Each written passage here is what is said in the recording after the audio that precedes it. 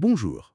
Aujourd'hui, on s'attaque à un problème persistant et souvent mal compris dans nos bâtiments lyonnais, l'humidité. Bonjour. Oui, un sujet qui touche énormément de monde à Lyon. On va s'appuyer sur des travaux universitaires, des analyses spécifiques à Lyon et aussi l'expérience d'un cabinet d'expertise, AEB 360. L'idée, c'est de voir clair, les causes, les conséquences et surtout les bonnes solutions. Exactement. Parce que c'est bien plus qu'une simple question d'esthétique, hein. On parle d'une pathologie du bâtiment. Et avec des impacts lourds apparemment. J'ai vu des chiffres sur la santé. Ah oui, c'est très documenté. Une étude européenne, l'ARES, a montré un risque de mauvaise santé accru de 70%. L'odds ratio était de 1,7 chez les occupants de logements humides. 70%. Ah oui, quand même. C'est énorme. On parlait des dégâts sur le bâtiment lui-même. Oui, la structure qui se dégrade, les matériaux. Exactement. Le risque de mérule, ce champignon qui peut tout dévorer, et puis la valeur du bien qui en prend un coup, hein. On parle de 10, parfois 20% de moins. C'est considérable. Et pourquoi Lyon est si concerné? Il y a une spécificité? Bah oui, le bâti ancien lyonnais est particulier. Beaucoup de murs en pisé, en pierre, en briques, sans les coupures d'étanchéité qu'on fait maintenant à la base des murs. Donc des matériaux qui absorbent l'eau. Voilà, ils sont poreux, ils étaient même faits pour laisser circuler la vapeur d'eau, pour respirer comme on dit. Ajoutez à ça le climat, bon, il pleut quand même pas mal à Lyon, près de 800 mm par an. Mhm. L'urbanisation dense, la presqu'île, la Croix-Rousse, des sols argileux par endroits, comme à Villeurbanne. Et puis le Rhône, la Saône, pas loin. Tout ça, ça crée un cocktail favorable à l'humidité. D'accord. Mais alors, petite question. Aujourd'hui, on rénove, on isole beaucoup pour l'énergie. Est-ce que ça pose pas problème, justement, avec ces vieux murs qui doivent respirer? Ah, mais c'est tout le paradoxe. Si on bloque tout, si on surisole, si on rend tout étanche sans penser à la ventilation, eh bien l'humidité qui est naturellement dans le mur ou qui remonte du sol, elle ne peut plus s'évacuer. Et donc on aggrave le problème. Exactement. On peut se retrouver avec plus de condensation ou amplifier des remontées capillaires. C'est pour ça qu'il est crucial de bien identifier la source avant de faire quoi que ce soit. Justement, les sources qu'on a consultées insistent sur les différentes causes possibles. Faut pas tout mélanger, c'est ça? Surtout pas. En gros, il y a 3 grands types.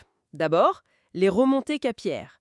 Ça, c'est l'eau du sol qui monte dans les murs par capillarité.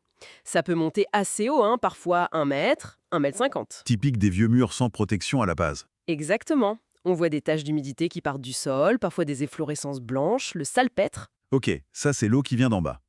Et si elle vient d'ailleurs? Des murs, du toit? Alors là, on parle plutôt d'infiltration latérale. C'est l'eau de pluie ou une fuite qui rentre par une fissure, un joint abîmé, un problème de toiture, de gouttière. Et là, les signes sont différents. Oui, c'est plus localisé. Des auréoles, des taches qui apparaissent souvent après la pluie, par exemple. Logique. Et la troisième grande famille? C'est la condensation.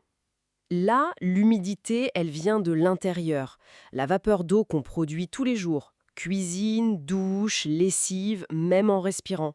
Ah oui, Et cette vapeur d'eau, si l'air est trop chargé et qu'il touche une surface froide, un mur mal isolé, un coin de fenêtre, ce qu'on appelle un pont thermique, ou même une simple vitre en hiver, eh ben, la vapeur redevient liquide. c'est la buée sur les vitres par exemple? Voilà. Et surtout, c'est ce qui favorise les moisissures, ces taches noires ou verdâtres. Donc là, les causes, c'est souvent un mélange, trop d'humidité intérieure, pas assez de ventilation, et une isolation qui a des points faibles. Très clair. Et on en arrive au point critique soulevé par les sources, le diagnostic. Il y a une énorme différence entre, disons, l'approche commerciale et l'expertise indépendante. Ah ça, c'est le nerf de la guerre. D'un côté, vous avez des entreprises qui vendent un type de solution, l'injection de résine ou un système de ventilation particulier. Elles proposent souvent un diagnostic gratuit, Ce qui est tentant, forcément. bien sûr, mais le souci, c'est le conflit d'intérêts. Leur diagnostic risque fort d'orienter vers leur produit, même si ce n'est pas la cause principale ou pas la seule cause. En fait, ils livrent un devis, pas une expertise engageante sur le diagnostic lui-même. D'accord. Donc on risque de payer pour des travaux pas forcément adaptés, voire inutiles. Exactement. Ou pire, contre-productif. L'alternative, c'est l'expert indépendant. Lui, il vend son analyse, son expertise. C'est payant, oui, mais son but, c'est juste de trouver là où les vraies causes, de façon totalement neutre. Ils ne vendent pas les travaux derrière. Non, il livre un rapport détaillé, argumenté, qui engage sa responsabilité professionnelle. Ça a même une valeur juridique. C'est une sorte d'assurance, pour éviter de se lancer dans des dépenses importantes à l'aveugle. Les documents mentionnent justement AEB 360, un cabinet lyonnais. Ils ont une approche spécifique, hein? Oui, leur méthode, c'est vraiment d'objectiver les choses. Bien sûr, il y a l'inspection visuelle, l'expérience, mais ils couplent ça systématiquement avec des mesures. Des mesures concrètes. C'est-à-dire, Mesurer l'humidité dans les matériaux avec des hygromètres à pointe, pas juste en surface. Utiliser une caméra thermique pour voir les zones froides, les ponts thermiques où la condensation va se former. Mesurer aussi l'humidité de l'air. Les sources disent qu'au-delà de 65% d'humidité relative, le risque de moisissure devient vraiment critique. donc des données factuelles pour étayer le diagnostic. Voilà. L'idée, c'est de sortir des impressions et d'avoir des preuves tangibles. Ils insistent aussi beaucoup sur la pédagogie pour que les gens comprennent bien ce qui se passe chez eux. Mais une fois qu'on a ce diagnostic fiable, on peut enfin parler solution. Mais chaque solution correspond à une cause précise, c'est ça? Absolument. Si le problème principal, c'est la condensation, alors la priorité, c'est la ventilation. Une VMC qui extrait l'air vicié ou une VMI qui insuffle de l'air neuf. Les coûts varient, disons, entre 500 et 4000 euros. Ok. Et si c'est des remontées capillaires? Alors si et seulement si c'est bien des remontées capillaires avérées par les mesures, on peut envisager une injection de résine à la base du mur. Mais attention, c'est pas magique, le mur mettra des mois, parfois plus d'un an à sécher après. Et ça coûte à partir de 100 euros le mètre linéaire. S'il y a des infiltrations par l'extérieur dans un sous-sol, par exemple, là on peut avoir besoin d'un drainage autour de la maison. Ce sont des travaux plus lourds, bien sûr. Plus coûteux aussi, j'imagine. Oui, on parle de 100 à 300 euros le mètre linéaire. On peut aussi faire un cuvellage à l'intérieur pour rendre une cave étanche. Mais attention, ça traite le symptôme, pas la cause. Le mur derrière reste humide. Et pour la condensation, souvent, c'est pas une seule solution. C'est ça. Souvent, il faut agir sur plusieurs tableaux. Ventiler efficacement, traiter les ponts thermiques en isolant mieux et assurer un chauffage suffisant et régulier. C'est une approche globale. Bon, c'est très clair.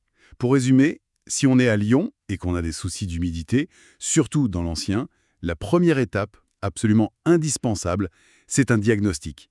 Mais un diagnostic indépendant, objectif, rigoureux. C'est la clé de voûte. Sans ça, on navigue à vue et on risque de dépenser beaucoup pour rien ou pour aggraver les choses. Le bon diagnostic d'abord, la bonne solution ensuite. Tout à fait. Et ça nous amène à une dernière question, peut-être pour réfléchir. Alors où on pousse très fort la rénovation énergétique, l'isolation à tout va, comment on fait pour concilier cette performance thermique nécessaire avec le besoin vital des bâtiments anciens de gérer leur humidité? Comment éviter de créer de nouvelles pathologies cachées derrière l'isolation?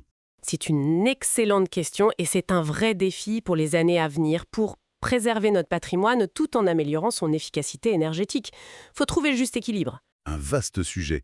Merci beaucoup pour cet éclairage très complet. Avec plaisir.